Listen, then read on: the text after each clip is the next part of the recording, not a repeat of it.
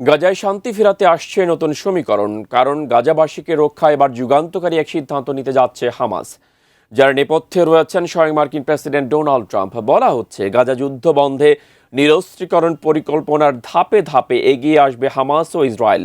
কিন্তু কি সেই পরিকল্পনা? বিস্তারিত থাকছে ডেস্ক রিপোর্টে।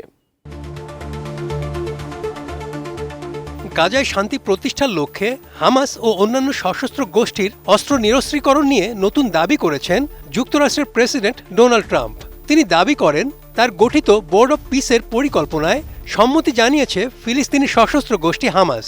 ৩০ জুলাই নিজের মালিকানাধীন সামাজিক যোগাযোগ মাধ্যম ট্রুথ সোশ্যালে তিনি একথা জানান। তবে এখনও এ বিষয়ে আনুষ্ঠানিক কোনো বিবৃতি দেয়নি হামাস। ট্রুথ সোশ্যালে ট্রাম্প লিখেন, গাজার জন্য এটি একটি গুরুত্বপূর্ণ পদক্ষেপ।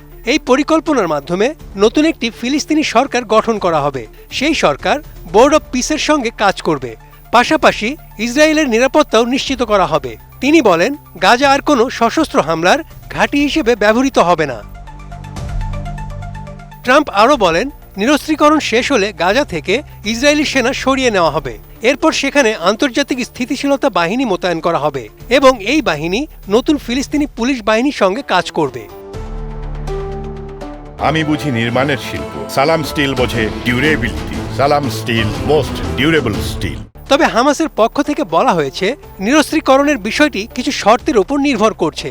হামাসের আলোচক দলের সদস্য গাজী হামাদ আল জাজিরাকে জানিয়েছেন, গাজা শান্তি চুক্তির সব শর্ত বাস্তবায়ন না হলে সংগঠনটি পরবর্তী ধাপে যাবে না। তিনি আরও বলেন, গাজা থেকে ইসরায়েলি সেনা প্রত্যাহার এবং পুনর্গঠন কার্যক্রমের অগ্রগতির সঙ্গে নিরস্ত্রীকরণের বিষয়টি যুক্ত থাকবে। হামাসের মতে, নিরস্ত্রীকরণ প্রক্রিয়ায় ইসরায়েলের কোনো ভূমিকা থাকবে না। একটি জাতীয় কমিটি এই কাজ পরিচালনা করবে।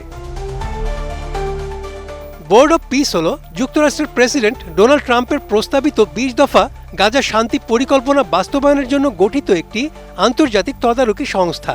এর কাজ গাজায় যুদ্ধ পরবর্তী অন্তর্বর্তী শাসন, পুনর্গঠন, নিরাপত্তার সমন্বয় এবং আন্তর্জাতিক সহায়তা কার্যক্রম তদারকি করা। সংস্থাটিতে প্রায় ২৪টি দেশ প্রতিষ্ঠাতা সদস্য হিসেবে যোগ দিয়েছে।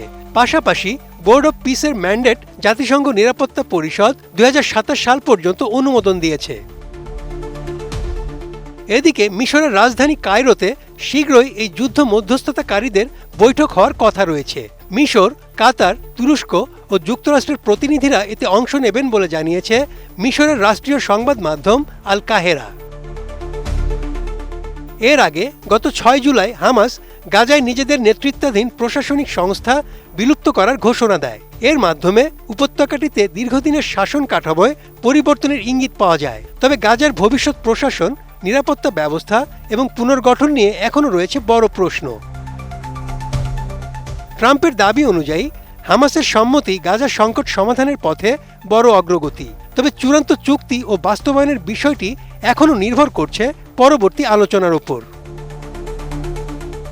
Desk report, ATN news.